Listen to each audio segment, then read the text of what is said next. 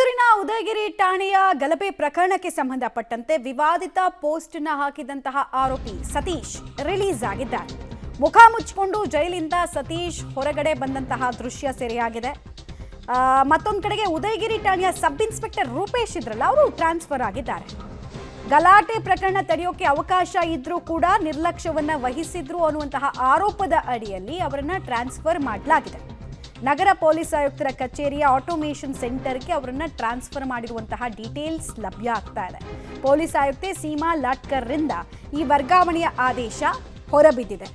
ಪ್ರಶ್ನೆ ಇರೋದೇನು ಗೊತ್ತಾ, ಇಲ್ಲಿ ಈ ಪ್ರಕರಣದಲ್ಲಿ ಪ್ರಮುಖ ಪ್ರಚೋದನಕಾರಿ ಭಾಷಣ ಮಾಡಿದಂತಹ ವ್ಯಕ್ತಿ ಮೇಲೆ ಕ್ರಮ ಆಗಿಲ್ಲ, ಆದರೆ ಪೊಲೀಸರ ಮೇಲೆ ಕ್ರಮ ಆಗಿದೆ. ನಿಮಗೆ ಈಗ ನಾವು ವಿಜುವಲ್ಸ್ ತೋರಿಸ್ತಿದ್ದೇವಲ್ಲ, ಇದು BNS 299 ಸೆಕ್ಷನ್ ಅಡಿಯಲ್ಲಿ ಈತನನ್ನು ಅರೆಸ್ಟ್ ಮಾಡಲಾಗಿತ್ತು. ಈತನ ಹೆಸರು ಸತೀಶು. ಇಷ್ಟೆಲ್ಲ ಉದಯಗಿರಿ ಠಾಣೆ ಹತ್ರ ಮಾಬ್ ಕ್ರಿಯೇಟ್ ಆಗೋದಕ್ಕೆ ಈತ ಹಾಕ್ತಂತಹ ಒಂದು ಪೋಸ್ಟ್ ಕಾರಣ ಅಂತ ಹೇಳಿ ಈತನನ್ನು ಅರೆಸ್ಟ್ ಮಾಡಲಾಗಿತ್ತು. ಬಟ್ ಜಾಮೀನನ್ನು ಕೋರ್ಟ್ ಕೊಟ್ಟಿದೆ. ಜಾಮೀನು ಕೊಡಬೇಕಾದ್ರೆ ಹಲವು ವಿಚಾರಗಳನ್ನು ಮಾನದಂಡವಾಗಿಟ್ಟಿದೆ. ಸೊ ಬರ್ತಾ ಇದ್ದ ಹಾಗೆ ಮುಖ ತೋರಿಸುವಂತಹ ಹಂತದಲ್ಲಿ ಆ ವ್ಯಕ್ತಿ ಇರಲಿಲ್ಲ. ಹೀಗಾಗಿ ಮುಖ ಮುಚ್ಚಿಕೊಂಡೆ ಡೈರೆಕ್ಟಾಗಿ ಕಾರ್ ಹತ್ತಿ ಅಲ್ಲಿಂದ ಹೋದರು.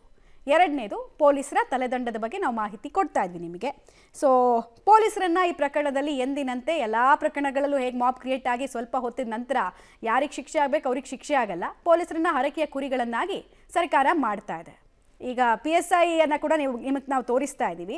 PSI ರೂಪೇಶ್ ಅವರು ಪಾಪ ಟ್ರಾನ್ಸ್ಫರ್ ಆಗಿರೋದು, ಅವರನ್ನು ಇಲ್ಲಿ ಬಲಿಪಶು ಮಾಡಿರೋದು ಸ್ಪಷ್ಟವಾಗಿದೆ. ಮತ್ತು ಈ ಪ್ರಕರಣದಲ್ಲಿ ಒತ್ತಡ ಇರೋದು ಕೂಡ ಸ್ಪಷ್ಟವಾಗಿದೆ. 1000 ಜನರ ಮೇಲೆ FIR ಹಾಕ್ಬಿಟ್ಟು 10 ಜನರನ್ನು ಅರೆಸ್ಟ್ ಮಾಡೋದು. ಅರೆಸ್ಟ್ ಮಾಡಬೇಕಾದವರು ಅಲ್ಲೇ ಆರಾಮ್ಸೆ ಓಡಾಡ್ಕೊಂಡಿದ್ರು ಕೂಡ ಅವರು ಅರೆಸ್ಟ್ ಮಾಡಲ್ಲ.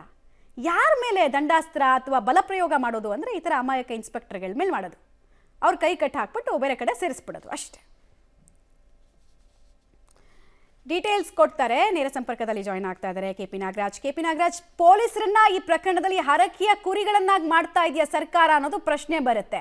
ಯಾರ ಮೇಲೆ ಕ್ರಮ ಆಗಬೇಕು ಅವ್ರು ರಾಜಾರೋಷವಾಗಿದ್ದಾರೆ. ಯಾರು ಅವತ್ತು ಪೆಟ್ಟು ತಿಂದು ಅವಮಾನಕ್ಕೊಳಗಾದ್ರೂ ಅವರಿಗೆ ಟ್ರಾನ್ಸ್ಫರ್ನ ಬಹುಮಾನ ಕೊಡ್ತಾರಲ್ಲ, ಏನು ಹೇಳ್ಬೇಕು ನಮ್ಮ ವ್ಯವಸ್ಥೆಗೆ ಅಂತ. ಪೊಲೀಸವ್ರನ್ನ ಹರಕೆ ಕುರಿ ಮಾಡಿಟ್ಬಿಟ್ಟಿದ್ದಾರೆ ಮಮತಾ. ಜೊತೆಗೆ ಪೊಲೀಸರ ಕೈಗೆ ಹಗ್ಗಗಳನ್ನು ಕೂಡ ರಾಜ್ಯ ಸರ್ಕಾರ ಕಟ್ಟಿಟ್ಟಿರುವಂಥದ್ದು ಸ್ಪಷ್ಟವಾಗಿ ಗೊತ್ತಾಗ್ತಾ ಇದೆ. ಯಾಕಂದರೆ ಇಡೀ ಪ್ರಕರಣದಲ್ಲಿ ಇವತ್ತಿನವರೆಗೂ ಕೂಡ ಬಂಧಿತರಾಗಿರುವಂಥವ್ರ ಸಂಖ್ಯೆ ಕೇವಲ 20. ಅದಕ್ಕಿಂತಲೂ ಮುಖ್ಯವಾಗಿ ಇವತ್ತು ಅವತ್ತಿನ ಸಂದರ್ಭದಲ್ಲಿ ಕೆಲಸ ಮಾಡ್ತಾ ಇದ್ದಂಥ ಸಬ್ ಇನ್ಸ್ಪೆಕ್ಟರ್ಗೆ ವರ್ಗಾವಣೆಯ ಶಿಕ್ಷೆಯನ್ನು ಕೊಡುವಂತಹ ಸರ್ಕಾರಕ್ಕೆ ಈ ಒಂದು ಪ್ರಕರಣದಲ್ಲಿ ಇಷ್ಟರ ಮಟ್ಟಿಗೆ ದಾಂಧಲೆಯನ್ನು ಮಾಡಿ ಪೊಲೀಸರನ್ನೇ ಕೊಲ್ಲುವ ಮಟ್ಟಕ್ಕೆ ಹೋದಂಥವರನ್ನು ಬಂಧನ ಮಾಡೋದಕ್ಕೆ ಒಂದು ಫ್ರೀ ಹ್ಯಾಂಡನ್ನು ಕೊಡೋಕ್ಕಾಗ್ತಾ ಇಲ್ಲ. ಆರಂಭದ 24 ಗಂಟೆಯಲ್ಲಿ ಇದ್ದಂತಹ ಪೊಲೀಸರ ಜೋಶ್ ಏಕದಮ್ ಯಾಕೆ ತಣ್ಣಗಾಯಿತು? ಪೊಲೀಸರ ಜೋಶ್ ತಣ್ಣಗಾಗೋದಕ್ಕೆ ಕಾಣದ ಕೈಗಳು ಯಾರು ಕಾರಣ ಅನ್ನುವಂಥದ್ದು ಈ ಪ್ರಕರಣದಲ್ಲಿ ಬಹಳ ಮುಖ್ಯ. ಏಕೆಂದರೆ ಏಟು ತಿಂದಿರುವಂಥವರು ಪೊಲೀಸರು. ನಾವು ಅವತ್ತಿಂದನೂ ಕೂಡ ಹೇಳ್ತಾ ಇದ್ವಿ, ಇಲ್ಲಿ ಏಟು ತಿಂದಿರುವಂಥವರು ಜನಸಾಮಾನ್ಯರಲ್ಲ, ಪೊಲೀಸರಿಗೆ ಏಟು ಹೊಡೆದಿರುವಂಥವರು. ಹಾಗಾಗಿ ಈ ಪ್ರಕರಣವನ್ನು ಭಾಳ ಬೇಗ ಭೇದಿಸ್ತಾ ಇದ್ದರೆ, ಆರೋಪಿಗಳನ್ನ ಅರೆಸ್ಟ್ ಮಾಡದೇ ಇದ್ದರೆ ಸಮಾಜದಲ್ಲಿ ಬೇರೆ ಥರದ ಭಯವನ್ನು ಅವರು ಸೃಷ್ಟಿ ಮಾಡಿಬಿಡ್ತಾರೆ ಅಂತ ಈಗ ಅದೇ ಆಗ್ತಾ ಇರುವಂಥದ್ದು. ಪೊಲೀಸರಿಗೆ ಹೊಡೆದ್ಬಿಟ್ಟು ನಾವು ದಕ್ಕಿಸ್ಕೊಂಡಿದ್ದೇವೆ ಅನ್ನುವಂಥ ಮೆಸೇಜನ್ನು ಆ ಕಿಡಿಗೇಡಿಗಳು ಮತಾಂಧರು ಪಾಸ್ ಮಾಡ್ತಾ ಇದ್ದಾರೆ. ಅದಕ್ಕೆ ರಾಜ್ಯ ಸರ್ಕಾರನೇ ಅವಕಾಶ ಕೊಡ್ತಾ ಇದೆ ಅಂತ ಹೇಳೋದ್ರಲ್ಲಿ ಯಾವುದೇ ತಪ್ಪಿಲ್ಲ. ಯಾಕೆಂದರೆ ಪೊಲೀಸರ ಕೈಗಳಿಗೆ ಹಗ್ಗಗಳನ್ನು ಕಟ್ಟಿರುವ ಕಾರಣಕ್ಕೋಸ್ಕರವಾಗಿ ಅವತ್ತಿನಿಂದ ಇವತ್ತಿನವರೆಗೆ ಮತ್ತೊಬ್ಬನ ಬಂಧನ ಆಗ್ತಾ ಇಲ್ಲ. ಅದರ ಜೊತೆಗೆ ಈ ಥರದ ಸಬ್ ಇನ್ಸ್ಪೆಕ್ಟರ್ಗಳ ಟ್ರಾನ್ಸ್ಫರ್ಗಳನ್ನ ಮಾಡಿ ಅವ್ರನ್ನ ಮಾರಲಿಯಾಗಿ ಕುಗ್ಗಿಸುವಂಥ ಕೆಲಸವನ್ನು ಮಾಡ್ತಾ ಇರುವಂಥದ್ದು. ಮಗದೊಂದು ಕಡೆಯಲ್ಲಿ ಇಡೀ ಪ್ರಕರಣಕ್ಕೆ ಪ್ರಚೋದನಕಾರಿ ಭಾಷಣ ಮಾಡಿದಂಥ ವ್ಯಕ್ತಿಯ ಸುಳಿವು ಎಲ್ಲದೂ ಕೂಡ ಇದ್ರೂ ಕೂಡ ಆತನ ಬಂಧನಕ್ಕೆ ಪೊಲೀಸರು ಮುಂದಾಗ್ತಾ ಇಲ್ಲ.